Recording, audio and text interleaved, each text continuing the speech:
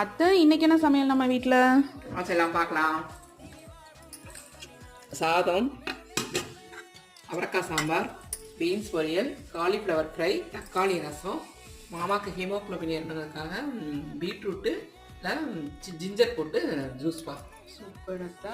Night கோயிலுக்குலாம் போயிட்டு வந்தீங்களா அத்தை? எப்போ போயிட்டு வந்தீங்க? வந்தோம்ப்பா. வீட்டில் 2வது காலம் முடிச்சுட்டு 3வது கால பூஜைக்குள்ள போயிடணுட்டு. நம்ம ஏரியாவில் அரவணேஸ்வரர் கோயில் இருக்கு, சோமேஸ்வரர் கோயில், தர்மேஸ்வரர் கோயில், 3 கோயிலையும் போய் விளக்கு போட்டுட்டு சுதா ஃபேமிலியோட தான் போயிருந்தோம்.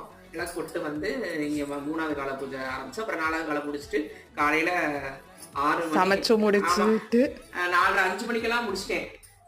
4வது கால பூஜை 5 மணிக்கெல்லாம் முடிச்சுட்டு அப்படியே சமைக்க ஆரம்பிச்சிட்டேன். இன்னைக்கு அமாவாசை விரதம்னு சொல்லிட்டு சமைக்க ஆரம்பிச்சிட்டேன். நேற்றுலாம் பொங்கல் வச்சனால இன்னைக்கு பாயசம்லாம் வைக்கலப்பா.